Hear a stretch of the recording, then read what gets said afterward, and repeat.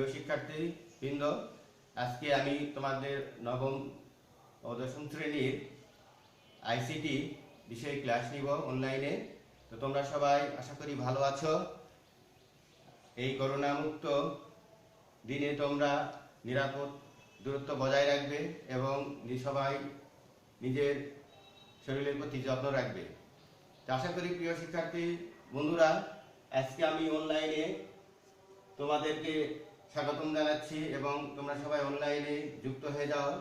আমি নবম দশম আইসিটি বিষয়ে ক্লাস নিব।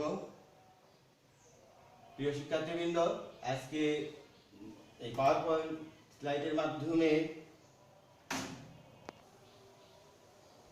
পাঠ পরিচিতি এখানে দেখাচ্ছি। তথ্য ও যোগাযোগ প্রযুক্তি নবম ও দশম শ্রেণী, নবম শ্রেণী বিষয় তথ্য ও যোগাযোগ প্রযুক্তি, অধ্যায় চতুর্থ, পাঠ স্প্রেডশিট ও আমার হিসাব নিকাশ।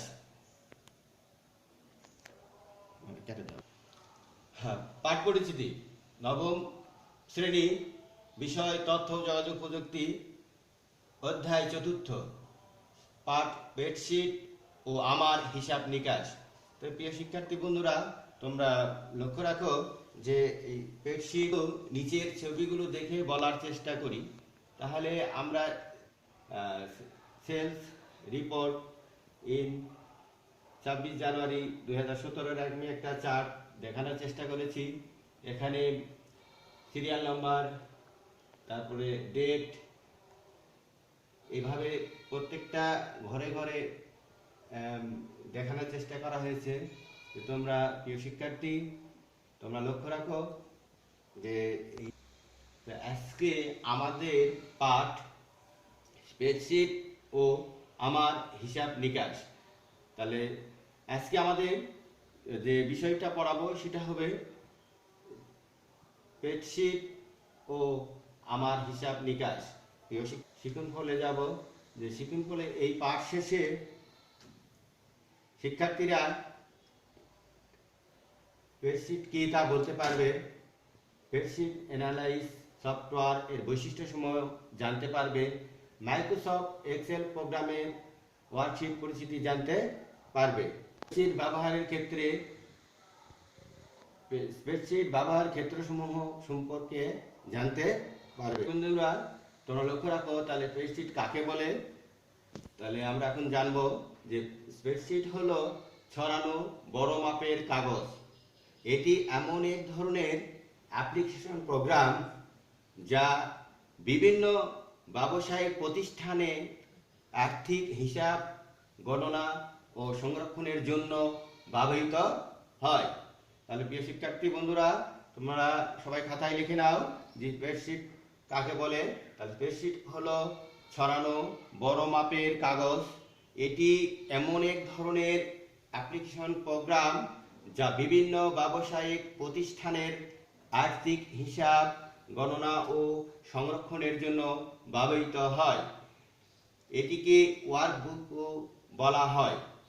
একটি ওয়ার্কবুকে অনেকগুলো ওয়ার্কশিট থাকে। তাহলে প্রিয় শিক্ষার্থী বন্ধুরা, তাহলে স্প্রেডশিট সম্পর্কে তোমরা মোটামুটি অবগত হলে।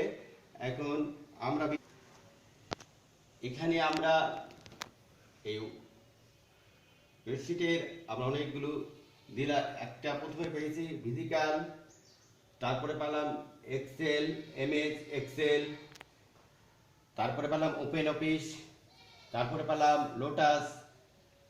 তাহলে 1 2 3। তাহলে এই যে আমরা প্রথমেই পেলাম, প্রিয় শিক্ষার্থীরা লক্ষ্য রাখো আমরা স্প্রেডশিটে কি কি পাই।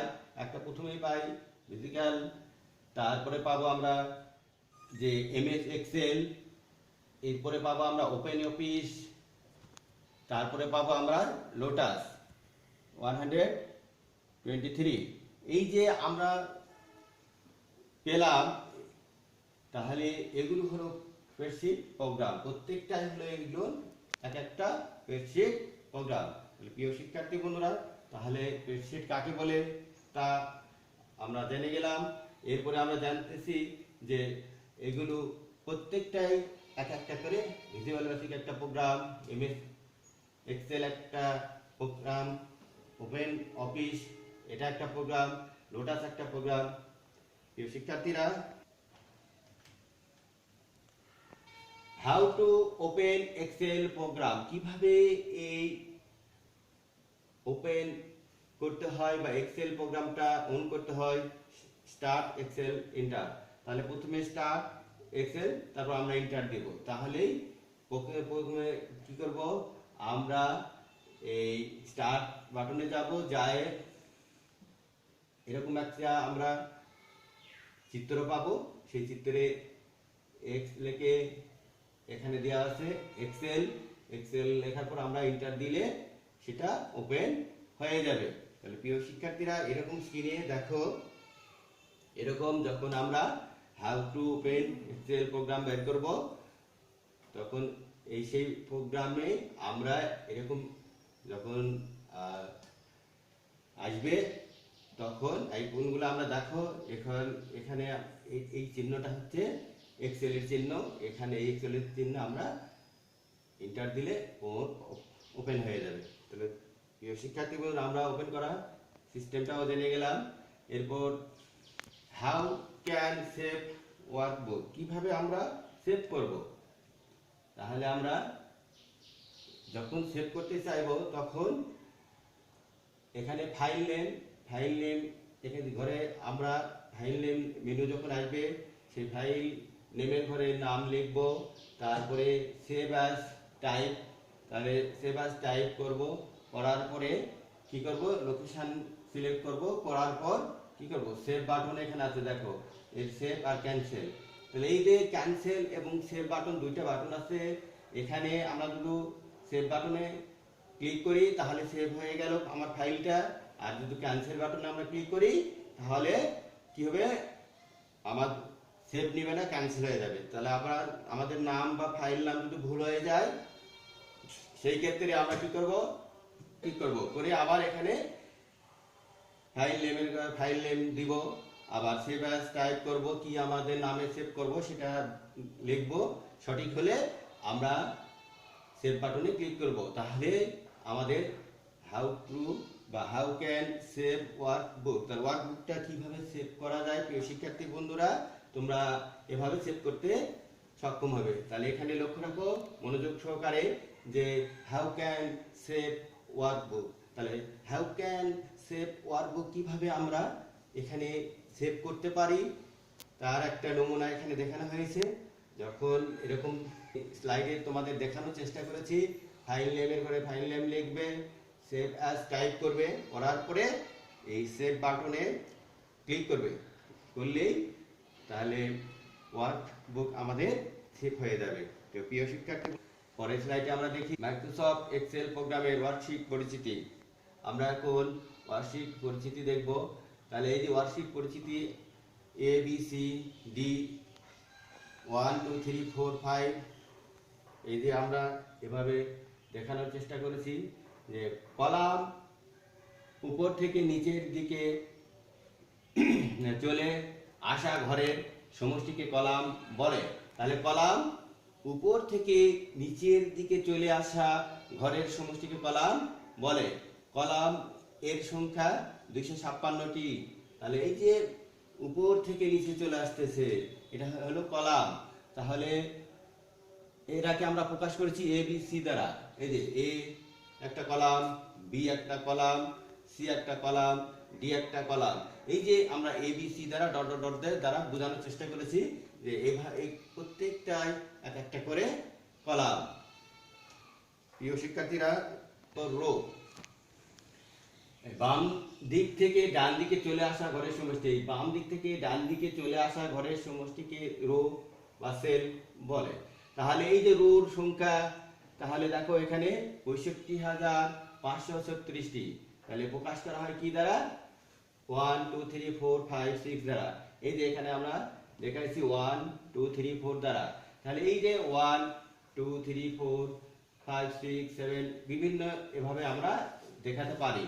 তাহলে প্রিয় শিক্ষার্থীরা, তোমরা লক্ষ্য রাখো স্ক্রিনে, তাহলে রো কাকে বলে। তাহলে বাম থেকে ডান দিকে চলে আসা ঘরের সমষ্টিকে রো বলে।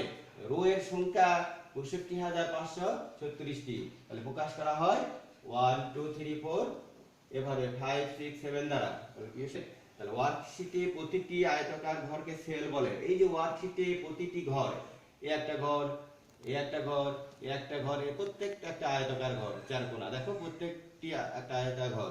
ওয়ার্কশিটে প্রতিটি আয়তাকার ঘরকে সেল বলে।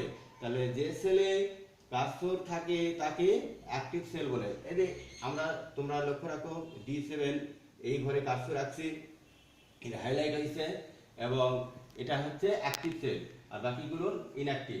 তাহলে এই যে অ্যাক্টিভ সেল, তাহলে ওয়ার্কশিটের প্রতিটি আয়তাকার ঘরকে সেল বলে। তাহলে ওয়ার্কশিটের এই প্রতিটি আয়তাকার ঘরকে আমরা সেল বলি। তাহলে যে সেলে কার্সর থাকে তাকে অ্যাক্টিভ সেল বলে। তাহলে সেলের সংখ্যা হচ্ছে এখানে 1,67,77,216টি। তাহলে এখানে সেলের সংখ্যা হচ্ছে 1,67,77,216টি। তাহলে প্রিয় শিক্ষার্থীরা, কলাম কাকে বলে আমরা বুঝতে পারলাম। সব উপর থেকে এ একটা কলাম, বি একটা কলাম। আর রো কাকে বলে, বাম থেকে ডান দিকে চলে আসা ঘরের সমষ্টিকে রো বলে। সেল কাকে বলে, ওয়ার্কশিটের প্রতিটি ঘরকে আমরা সেল বলে থাকি এখানে। আর অ্যাক্টিভ সেল কাকে বলে, এই যে আমরা এখানে দেখালাম D7টা অ্যাক্টিভ হয়ে আছে, এটা হবে অ্যাক্টিভ সেল। তাহলে স্প্রেডশিট প্রোগ্রামে যে অংশে আমরা কাজ করে থাকি তাকে ওয়ার্কশিট বলে। যেমন নিচে দেখো, লক্ষ্য রাখো, শীট 1, শীট 2, শীট 3 এখানে আমরা দিয়েছি।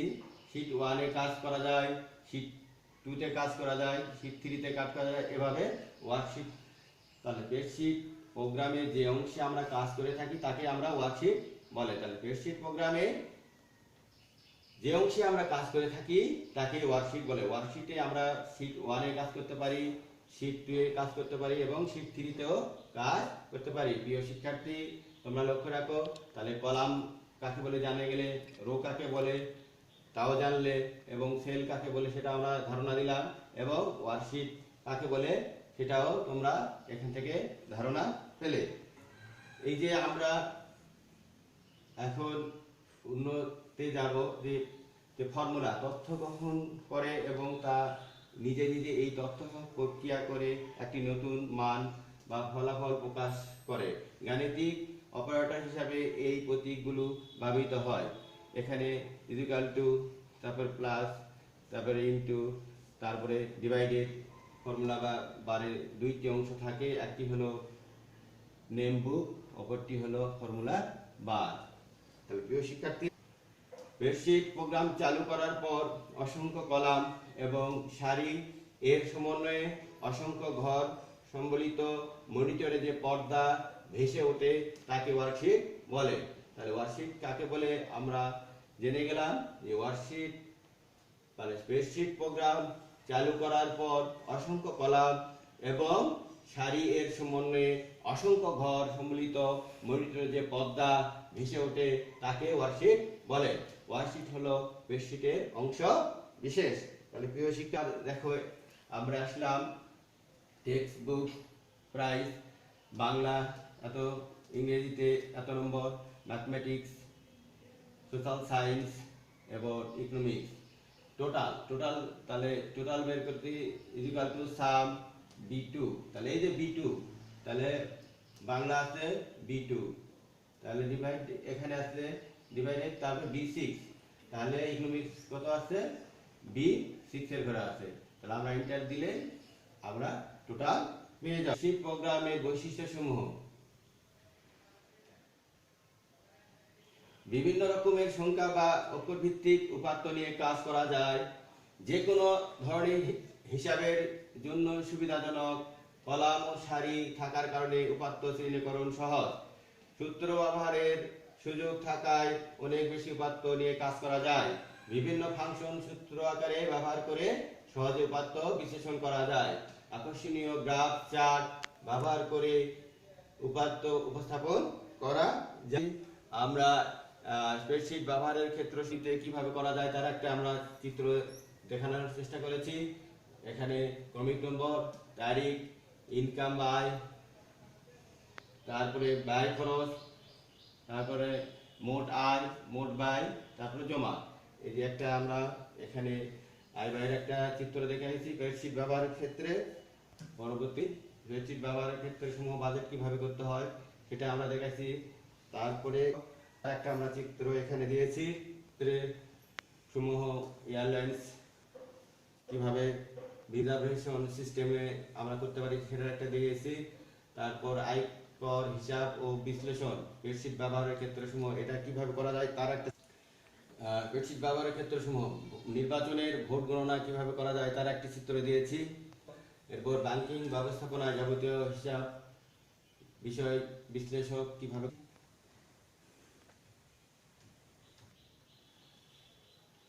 মূল্যায়ন আমরা দেখব যে সারি বা কলামের শেষ বিন্দুকে কি বলে, এখানে এই ড্যাশে বলবে সেল। তারপরে